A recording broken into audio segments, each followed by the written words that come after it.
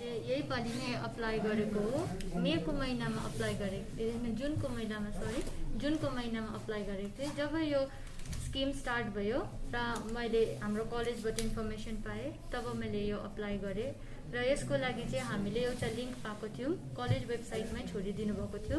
त्यो लिङ्कमा गएर चाहिँ हामीले हाम्रो अनलाइन भर्नुपर्छ यो सबै आफ्नो डकुमेन्ट्सहरूमा हामीलाई प्यान कार्ड, आफ्नो ब्याङ्क अकाउन्ट, अन्तखेरि हाम्रो आधार कार्ड र एडमिसन रिसिप्टहरू, यस्तो चिजहरूको जरुरत परेको थियो। के छ प्लान अब यो जुन क्रेडिटबाट पाउनु भएको के छ फ्युचर प्लान यसमा? अब हाम्रो government of West Bengal honourable chief मिनिस्टरले यो स्किम एकदम स्टार्ट गरिदिनु भयो। त्यसको लागि म धेरै धेरै धेरै धन्यवाद छु हाम्रो अनरेबल चिफ मिनिस्टरलाई। र साथै हाम्रो यहाँनिर हाम्रो डिएम सर, यहाँनिर हाम्रो ब्याङ्कको म्यानेजर, सबैलाई म थ्याङ्क यू भन्न चाहन्छु कि यो स्किममा उनीहरूले सपोर्ट गरिदिनु भएको छ हामी जस्तो स्टुडेन्टहरूलाई। गभर्मेन्टको स्किम नभएको भए कतिको गाह्रो हुन्थ्यो क्या फर्दर स्टडिजको लागि? फर्दर स्टडीको लागि त पुरै गाह्रो नै हुन्थ्यो, किन भन्दाखेरि हामी यहाँ अब सानो क्षेत्रमा बसिरहेको स्टुडेन्ट्सहरू हौँ र बाहिर जाँदाखेरि खर्च अति हुन्छ। जस्तै हाम्रो आमा बाबाले यहाँबाट एकदम गाह्रो पर्छ हाम्रो आमा बाबालाई त्यो खर्च पुर्याउनु। सो त्यही लागि हामीले कतिजनालाई हामीलाई पढ्ने इच्छा हुन्थ्यो, तर हाम्रो फ्यामिली फाइनेन्सियल कन्डिसनले गर्दाखेरि पनि हामी आफ्नो मतलब बाहिर गएर पढ्ने इच्छा त्यो पुरा गर्न सक्दिनँ थियौँ। तर with the help of this student credit card scheme हामीले एकदम हाम्रो अब खुट्टा टेक्नु सक्ने र आफ्नै कुछ गर्छु भन्ने एउटा ठुलो हौसला पनि दिनुभएको छ। र यो जुन चाहिँ सब्सिडीको कुरा हुँदैछ, यो सब्सिडीमा तपाईँले के एक्सपेक्ट गर्नुभएको थियो? यो सब्सिडीमा हामीले त यस्तो ठुलो मतलब यति साह्रो कम उसमा दिनुहुन्छ लोन भनेर त सोचेको थिइनँ। र अहिले घरि जुन प्रकारले पश्चिम बङ्गाल सरकारले हरेक कुरोमा अहिले सहयोग पुर्याउँदै आएर चाहिँ यसमा के भन्न चाहनुहुन्छ? यसमा म त भन्छु धेरै धेरै धन्यवाद। र यसरी नै हामी स्टुडेन्टहरूलाई अझै सोचिदिनुहोस् होला र फ्युचरमा यस्तै यस्तै राम्रो राम्रो स्किमहरू हाम्रो लागि ल्याइदिनुहोस् होला, ताकि दार्जिलिङको बच्चाहरू पनि अगाडि आएर ठुल्ठुलो प्लेटफर्मतिर उभिन सकौँ। के भन्न चाहनुहुन्छ तपाईँको स्किम लिएर? यो स्किमले गर्दा अब हाम्रो पढाइमा निकै हेल्प हुन्छ र म आफ्नो सिएमलाई, यहाँ डिएम सरलाई, ब्याङ्क म्यानेजरहरूलाई सबैलाई धेरै धेरै धन्यवाद भन्न चाहन्छु। यो मैले न्युजमा सुनेको थिएँ कि सिएमले यो West Bengal student credit card scheme ल्याउनु हुँदैछ भनेर। त्यहाँदेखि चाहिँ मैले आफ्नो कलेजको थ्रुबाट पनि पाएँ कि जसले एप्लाई गर्नु छ उनीहरूले WBSCCको वेबसाइटमा गएर एप्लाई गर्न सक्नु।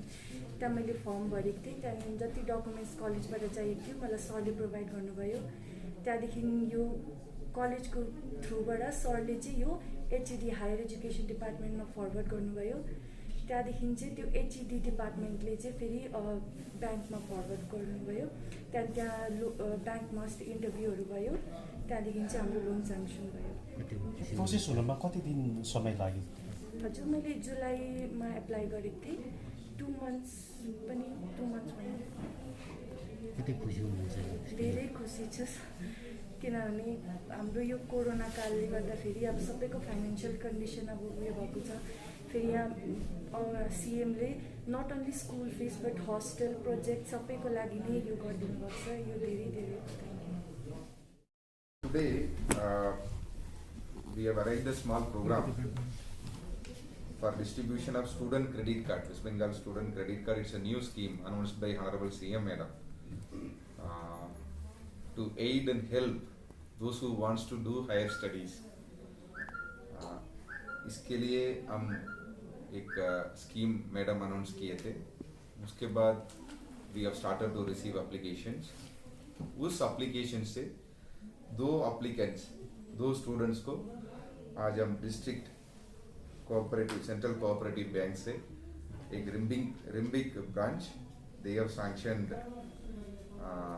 Educational loan of 2.4 lakh to Miss Divya Gupta, and ये Darjeeling district Central Cooperative Bank Darjeeling branch, they have sanctioned 1 lakh educational loan to Miss Divyata Guru.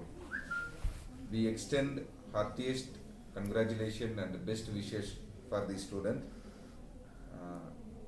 Study well and go for a better career. Thank you, sir. All the best. Thank you sir. Thank you. आप कोई district में कितने को मिल रहा है ये scheme? See this is कोई limit नहीं है, इसका कोई लिमिट नहीं है। अगर एलिजिबिलिटी अगर है तो बैंक हम इसका अबव 15 ईयर्स 15 साल के ऊपर क्लास 10 के ऊपर जो पढ़ रहा है वो डिग्री मास्टर्स पीएचडी इवन जो परीक्षा के लिए कोचिंग ले रहे हैं उन लोग भी ये लोन के लिए अप्लाई कर सकते हैं। एंड उसका हम वेरीफाई करके बैंक के पास भेज देंगे।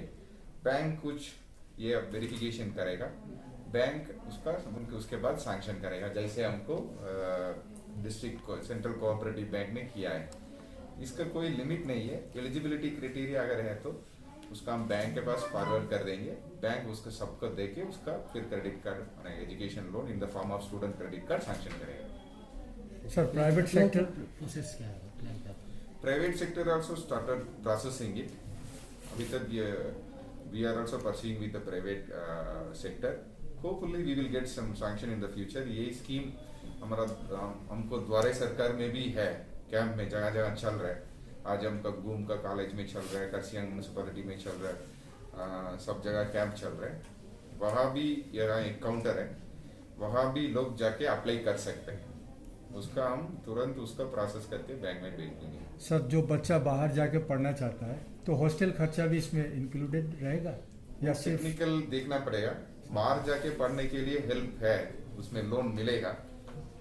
हॉस्टल खर्चा इंक्लूडेड है कि नहीं एक बार वेरीफाई करना पड़ेगा। है कितना परसेंट सब्सिडी मिल रहा है इसमें? इसमें सब्सिडी है सर? सब्सिडी नहीं है।